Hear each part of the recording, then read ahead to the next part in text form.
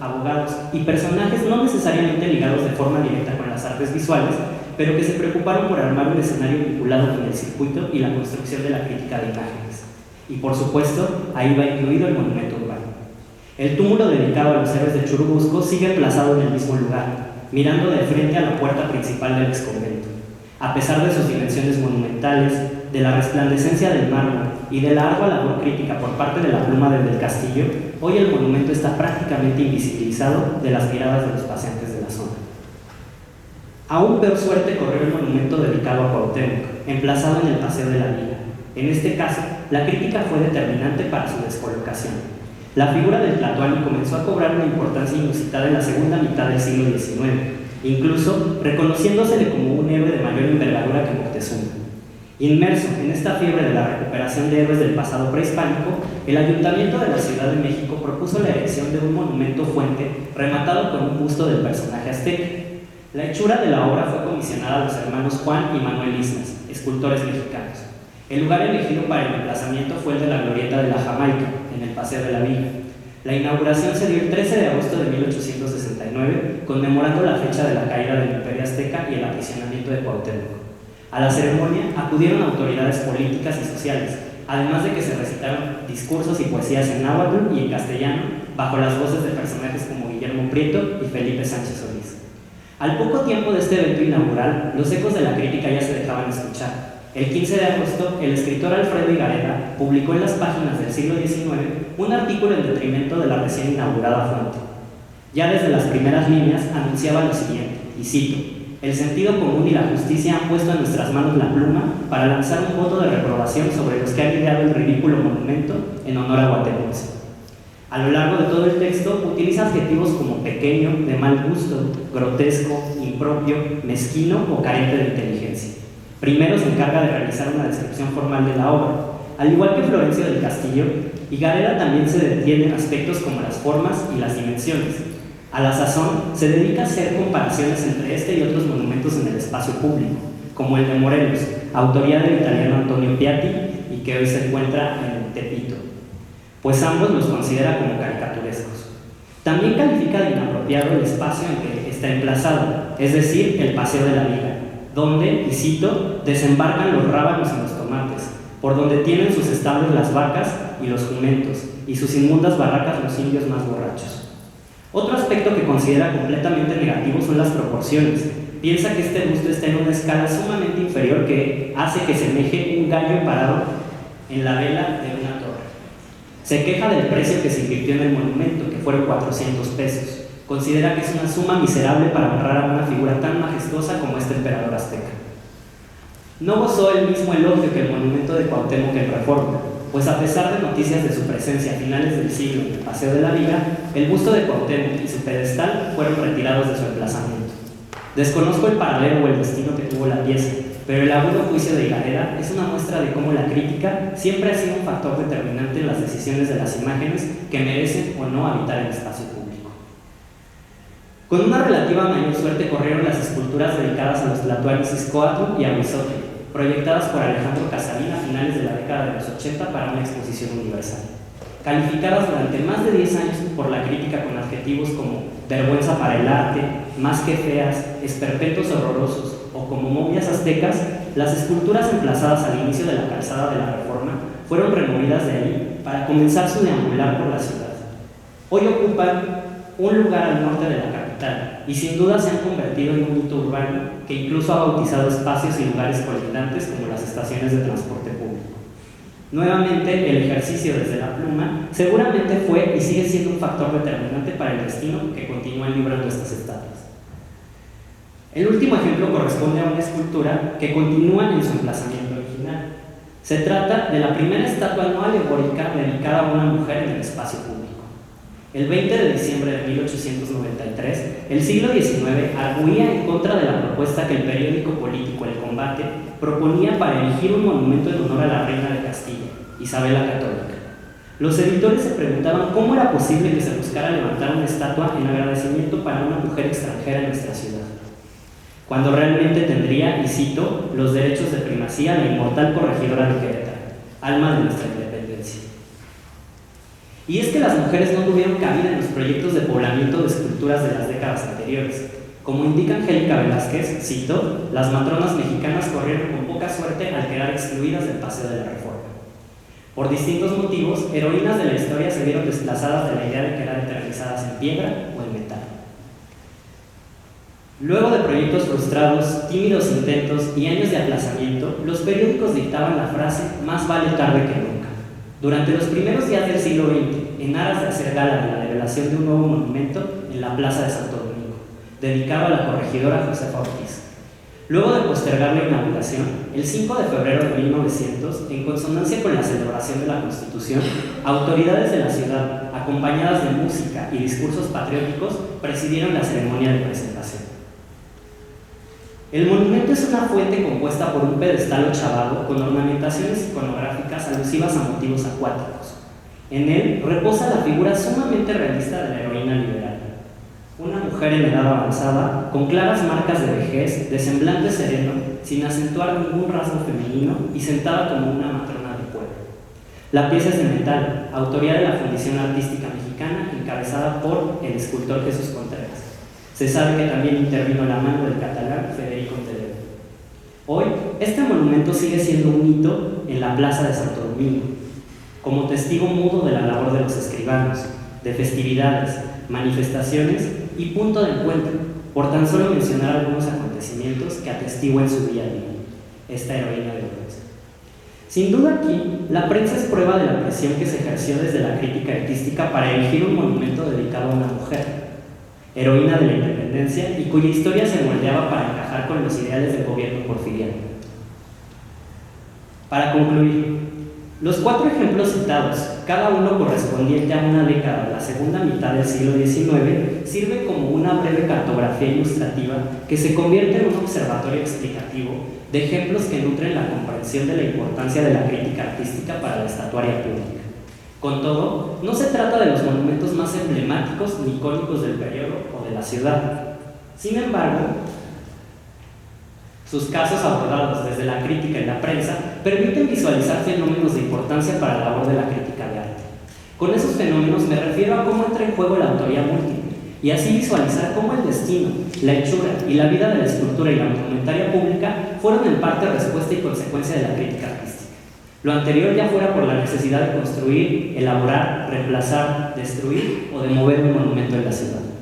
Lo más relevante es señalar que la vigencia del tema es irrebatible y no se queda sepultado en los anales ni en los periódicos del siglo XIX. A pesar de su aparente invisibilidad, hoy la escultura pública, construida hace más de 100 años, sigue provocando efectos y despertando reflexiones por parte de quienes habitamos la urbe. Nociones de clase, nación, raza, colonialidad y género atraviesan la mirada que tenemos de la escultura en el espacio público. Se siguen tomando decisiones que en forma de protesta o de reivindicación señalan el destino de las obras en piedra y metal. No en vano debates de presencias, emplazamientos, símbolos y descolocación de esculturas siguen siendo fundamentales para quien se dedica a hablar y a pensar sobre arte y ciudad. Vigencia tan palpable que aún hoy, con las mismas fórmulas decimonónicas, se busca seguir alzando o borrando las estatuas de piedra y metal. Gracias.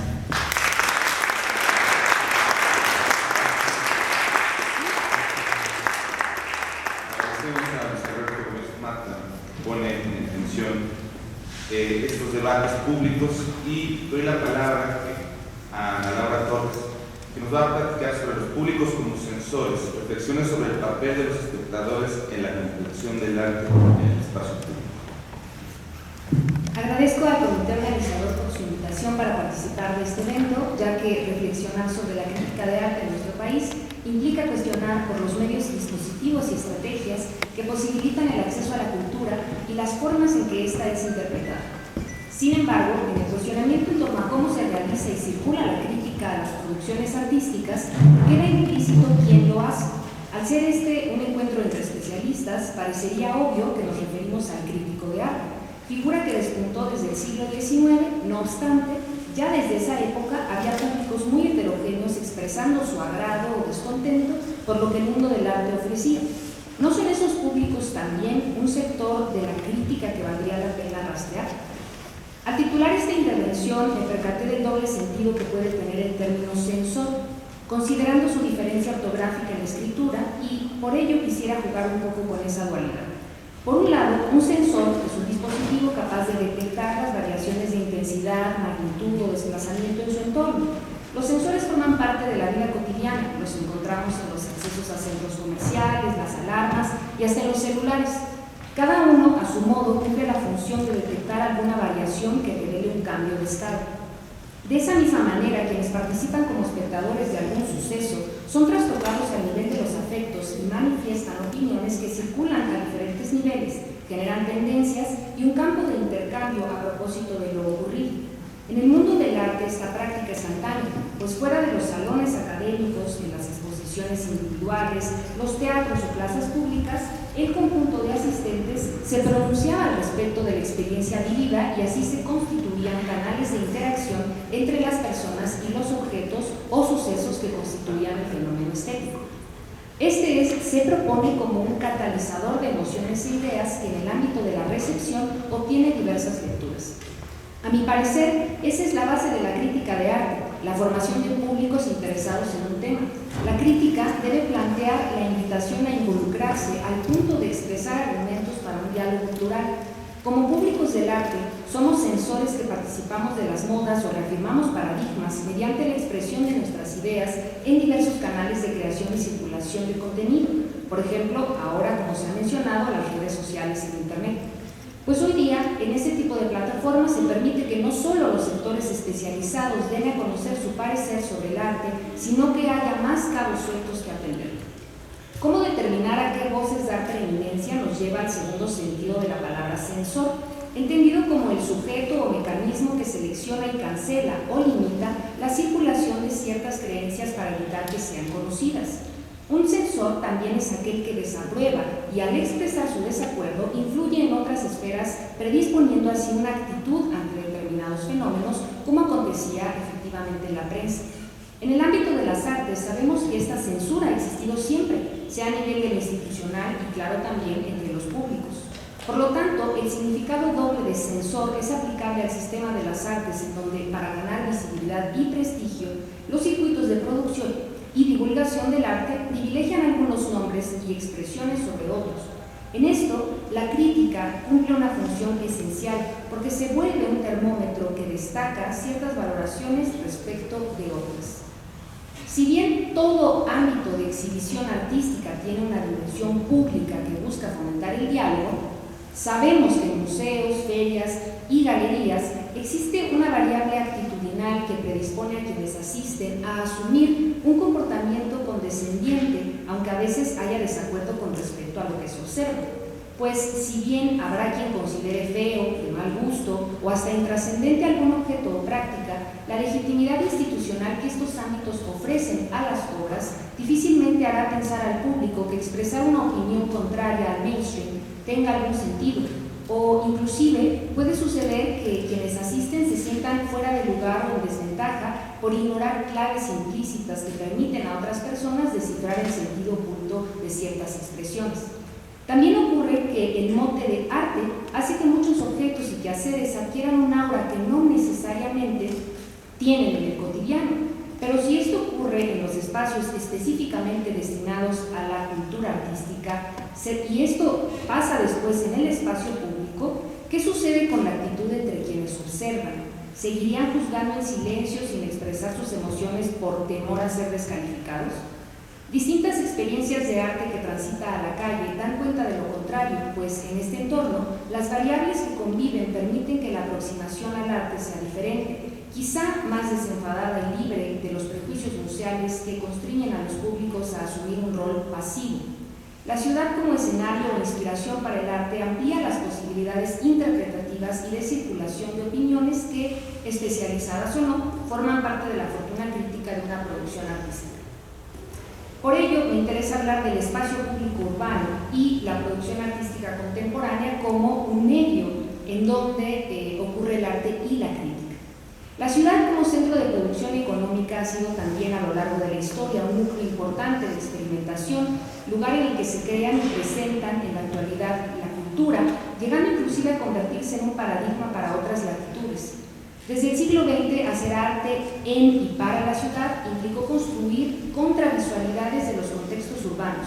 Si bien es cierto que la producción destinada a museos, galerías y centros culturales nunca fue extinta, para el caso mexicano, la llamada generación de los 90 fue fundamental para generar un imaginario creativo de las calles, particularmente del centro histórico, que perduró y sigue influyendo en las prácticas en las siguientes generaciones de artistas. Por lo tanto, la dimensión pública del discurso artístico se volvió un campo que problematizó la figura del creador como un ciudadano. De ahí que las obras producidas en la época recuperaran inquietudes de la vida en común. Los temas apostaban de una manera crítica por una lectura diferente de las poéticas urbanas y conducían la atención de los públicos interesados en la escena del arte hacia la cotidianidad. Lo ordinario se volvió novedad desde una perspectiva estética. Para las artes, el espacio público funcionó como un catalizador para reinventar los relatos que sustentaban las verdades hegemónicas de las instituciones culturales, en ocasiones aisladas de lo que sucedía en su exterior. Esta situación se volvió urgente a raíz de la creciente gentrificación, ya que puntos de reunión, parques, plazas, glorietas y las propias calles empezaron a ser privatizadas por las empresas constructoras que hasta la fecha siguen conservando buena parte del monopolio del tránsito. Los artistas que eligen la ciudad como un espacio de trabajo se dan a la tarea de recuperar facetas específicas de esta para insistir en la necesidad de reflexionar en torno a las implicaciones de esa paulatina privatización que excluye a las personas. En el texto El arte en estado gaseoso, ensayo sobre el triunfo de la estética, Ibsen Schott replantea el propósito del arte en el tiempo actual, nos invita a pensarlo más como una experiencia que como un objeto.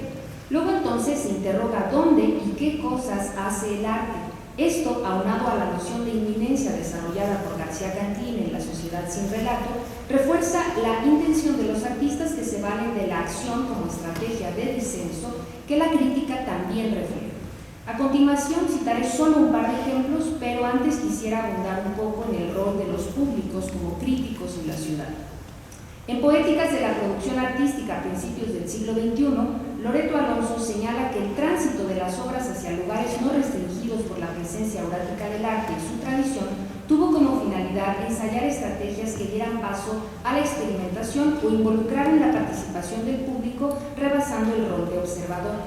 El arte en la ciudad abre la posibilidad de construir otras comunidades efímeras que se activan en los procesos de recepción de este tipo de obras. Al estar fuera de los espacios que legitiman su validez artística, los públicos también se descolocan y construyen lecturas alternas que resignifican la intencionalidad de la obra. Preguntas como ¿qué estoy viendo? ¿Es esto arte o política? ¿O cuál es la finalidad de este objeto o evento? Se abren gracias a la proximidad que la arena urbana brinda al arte con su espectador. En ese sentido, sería posible afirmar que el arte en la ciudad propicia la generación de contrapúblicos o no públicos según la propuesta de Graciela Schmidt, es decir, aquellos que no se supeditan a las lógicas aprendidas mediante la asistencia a las instituciones culturales y por el contrario empiezan a articular otros lugares desde donde sea posible participar. ¿Cuáles serían las características generales de estos mirones emancipados? En primer lugar, la autoorganización o capacidad de decidir qué ver y cómo hacerlo. Por ejemplo, en las obras de arte-acción en la ciudad, esto se decide con relación a la permanencia. Los públicos eligen si quieren estar o no, qué tan cerca y qué tan activos.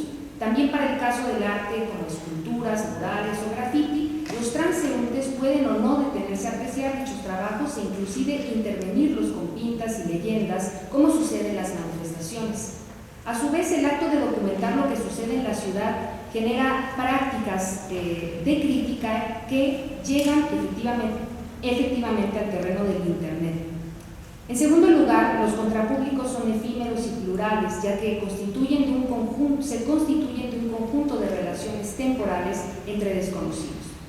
Es la ocasión la que los convoca, pero no constriñe su hacer a un modo de expresión o comportamiento. En tercer lugar, quienes coinciden en algún evento, sea de manera fortuita o premeditada, se sabe en público porque la atención se dirige hacia un mismo hecho y transforma eventualmente ese espacio social en un ámbito de circulación de un discurso que puede ser o no consensuado.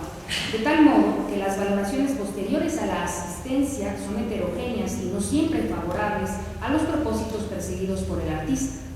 A este respecto, las redes sociales juegan un papel fundamental, ya que hoy día cualquier persona tiene una cuenta desde donde expresarse y esta puede ser muy concurrida, aumentando la circulación de las ideas, sin necesidad de que éstas pasen por el rasero de la academia.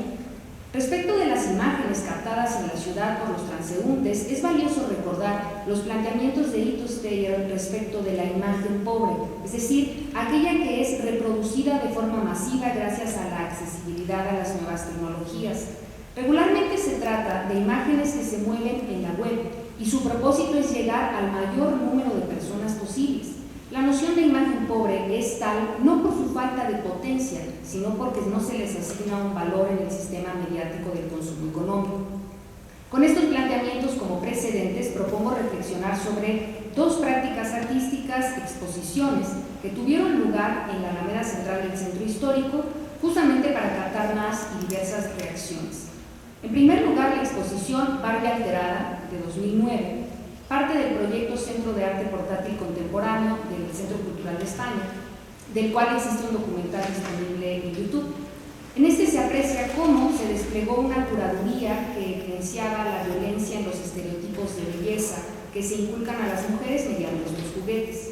El dispositivo en el que el montaje se realizó fue un carrito del que colgaban muñecas intervenidas de distintos modos para cuestionar si las transeúntes se sentían identificadas con estos estándares corporales. Lo interesante es que contemporánea a esta activación pública, el Museo Franz Mayer exhibía una de las colecciones más completas de Barbie en la historia. Barbie, 50 años de historia, moda y diseño. Misma a la que tuve oportunidad de asistir, y en esta curaduría, claramente el objeto Barbie fue dispuesto de tal modo que no causara controversia, sino admiración. Observábamos con sorpresa los cambios de las características de las muñecas, sus atuendos, accesorios, y toda la exposición se planteó para transmitir un sentimiento de nostalgia que permanecía en la memoria porque además no se podían tomar fotografías.